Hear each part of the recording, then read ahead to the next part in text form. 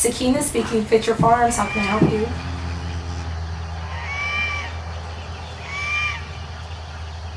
You can't take a long time going outside. So I'm gonna give you about 5 minutes to get dressed, to head outside. That's fine. Yeah. Okay.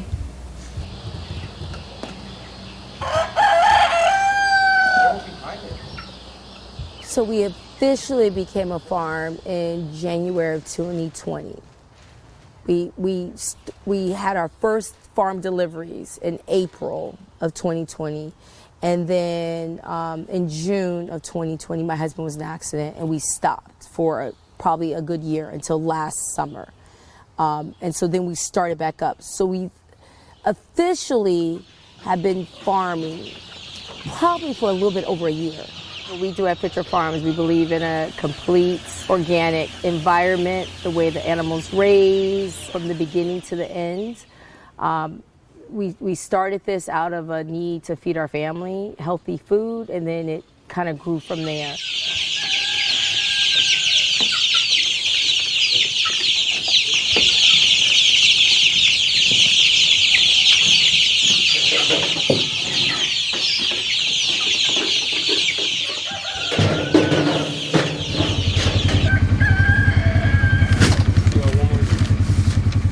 What makes our meat halal is that the way the animals are cared from the time they are born, they are free to be outside and to be given sunshine, grass, forage, the things that animals are naturally meant to eat. You know, the industry gives them corn and all these grains. It fattens them up really fast, but it's not meant for a healthier meat. So that's the health side of it. And then we have the way we slaughter our animals. There's these particulars about it that makes it Zabiha.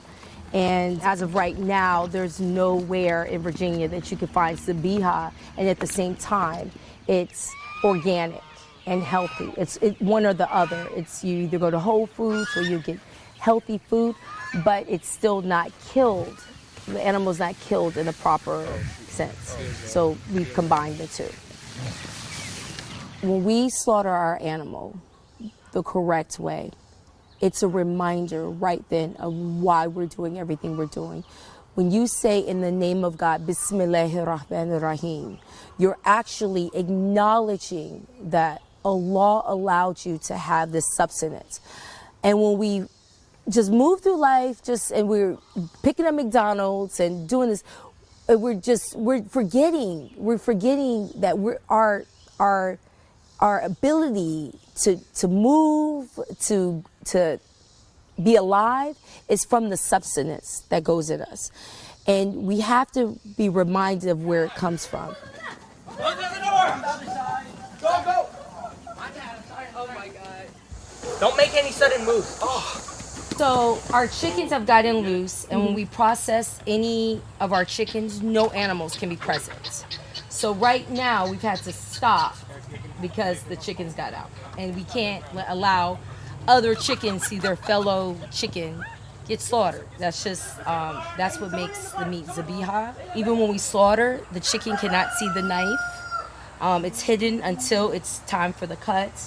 So this has put a little bit of a wrench in it right now, but you know, they'll catch the chicken to get it back in, and it will be able to start back up. Let's go! Don't hurt. I'm not trying to hurt it. Okay, well, until we see the rest of them, that means they can't see us. When we do our lambs, the lamb actually knows what its purpose is. You get the lamb and you softly touch it and lay it down, and it literally lays there. And you can let it go, and it lays there, and it knows this is its purpose. So having a farm, it does make me realize that, you know, we have to take care of animals. We're the steward of the land. We're supposed to be taking care of this. You don't want them to see basically what's going on. As you can see, I'm holding his eyes, so the only really time that they know it is right before it happens. Right before I slaughter it, I'm saying Bismillah Allahu Akbar. It's Arabic. It means in the name of God. God is the greatest. No more. As soon as the windpipe and the two arteries are cut, they feel no pain after that. So that jerking is really actually good because it gets the blood coming out. So much more easier to this. Our clientele has become everyone. It was majority Muslims in the Northern Virginia area, but now it has sprouted out to Richmond, to Charlottesville, the Hampton Roads, and now we have customers. A lot of customers have reached out to us from North Carolina. So our customer base has now changed, where there's people that are understanding what Zabiha means, and they're now saying that's the same food they want. It doesn't have to be a religious type of thing. It's almost like kosher. We understand that there's a lot of benefits to eating kosher meats, and it's the same thing with halal. I can't see me doing anything else now. I can't see me doing anything else. I went to university and got a computer science degree. I'm a computer programmer. I envision working for corporate America, making lots of money. Farming would probably been the last thing on my list because I was never even in the environment to even appreciate it and to even think that this was a possibility. So being a black female Muslim farming, it has been interesting. People have come to the farm and they've actually asked, where's the owner? And I'm like, it's me, and I'm like, they're like, oh, okay. And, so I get that quite often, especially with being Muslim. This is men, a lot of times they're used to taking charge and they're the ones out there with the animals. And so they're not used to necessarily seeing a woman doing it. I have my boys that they're the backbone of this. But I do believe in order to manage and to run a business, you have to know how to do it yourself. So I know how to do all the slaughtering. I know how to do all the things that I teach my boys to be able to do. I do believe in my girls and my boys knowing how to do every part of their life. Whether it's the boys in the kitchen cooking, whether it's the girls outside catching a lamb yesterday, So I do believe that they have to be well-rounded. Oh yeah, Mommy, I remember when y'all picked out meat, and then you sat there for really long, and it was summer that time. It grew really hot, became really hot, and then it dried up, and then I was able to make some tea for them. I've met someone in California that is a black woman, Muslim farmer who has 12 children. And we're always helping each other. I think a lot of Muslims, for instance, a lot of Muslims come from, this is their life in their country. There are a lot of immigrants. And so they come to America to have a different life, not necessarily farming. Right? And I do believe that there's a lot of black people that would like to farm. Actually, I think there's a large percentage, but they don't know the methods of getting land, of how to get in there. So we don't see a lot of black farmers here in Virginia.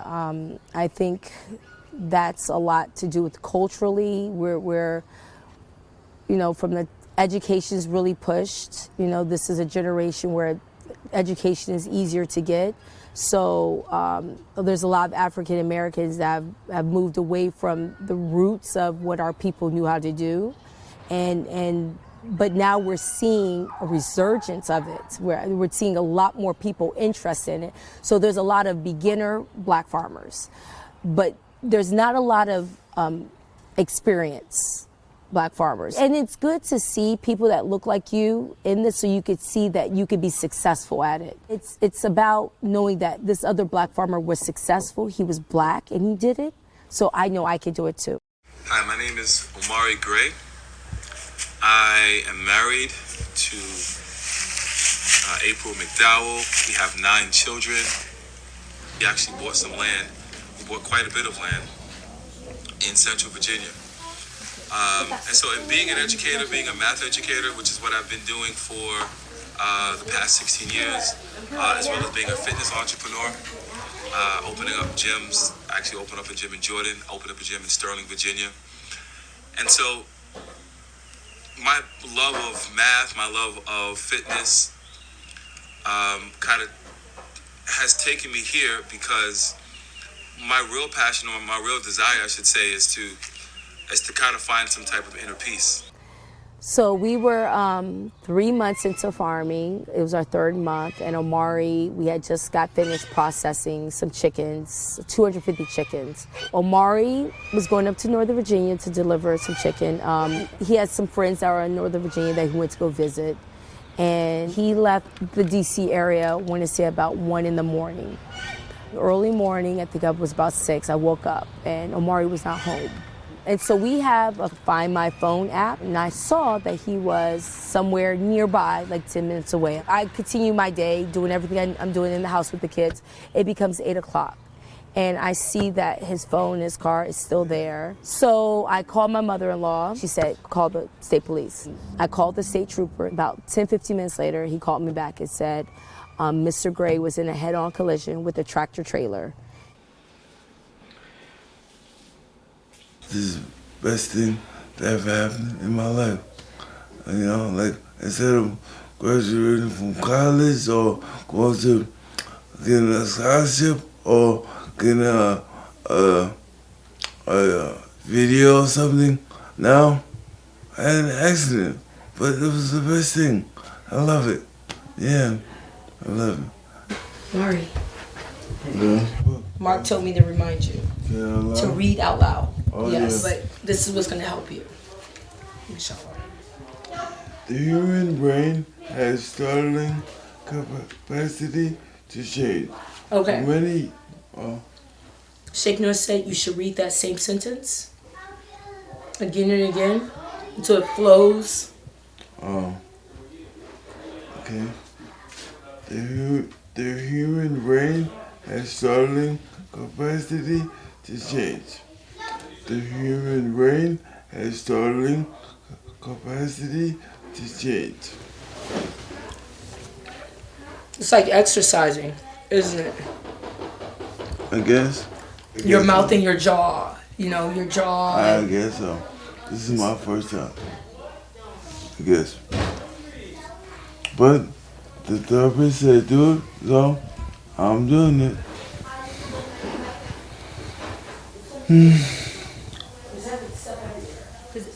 Do you kind of feel a little tired when you're talking? Yeah, I do. You see? So now you see, Omari, it actually, you're not talking enough. Yeah.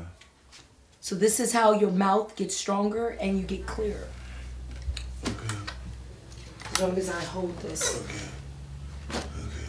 Ready, set, go. Okay.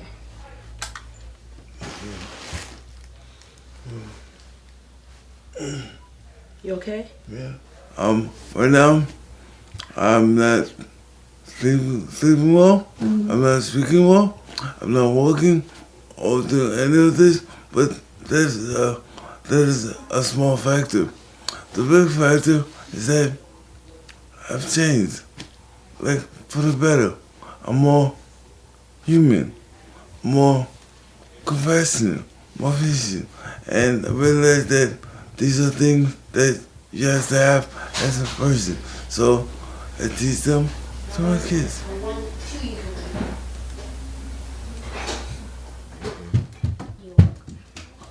But this is my situation. I'm always wanted to live in New York. I used to go to Manhattan and Queens and Brooklyn, and I used to love it as a youth. But now, this is better than what I thought was good. Like, I'm now living the best life ever in my life. Being near a farm, being near nature, being near the animals. Like, I love it. And I think this is how children should be developed by living in a farm.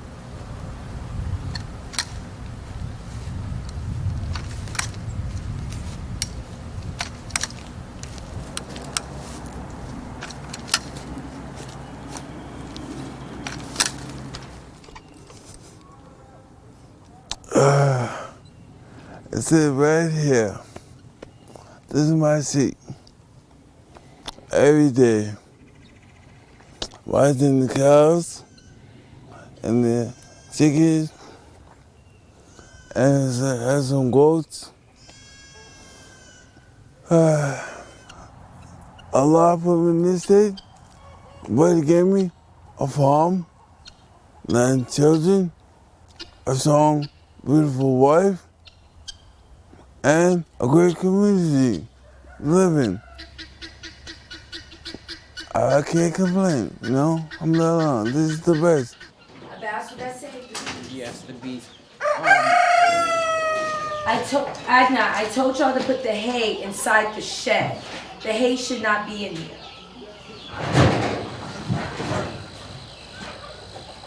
That's what I said, that lit worked. That's what I'm saying. Put that in. You don't want it? Hold on. Open it. Is that enough? We definitely enough smoke. Huh? Is that enough? Yeah, pull a little more.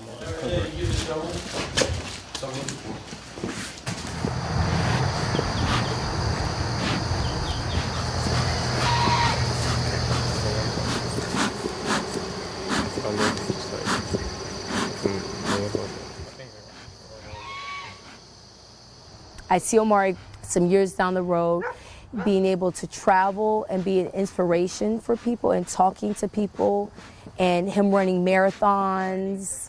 You know, because when he was a really good trainer, but there was this idea that, oh, it came natural for him. You're an athlete, you're fit already. What happens when people see that this man couldn't walk? He couldn't even put his arms up, and now he can. So anybody can do it. This is the thing. It's supposed to be, I hope Fitcher Farms can show that anybody can do it. You have this girl that never saw chickens until she was mid-30s, and now I'm out here with every animal. And then Omari, who was at the peak of his health, right? And then became at the lowest, and now you're seeing him come up. So I don't think this life is not about how you were raised necessarily. Like you could do anything. It doesn't matter what your background is. You can do anything. Yeah, that's it. You can do anything.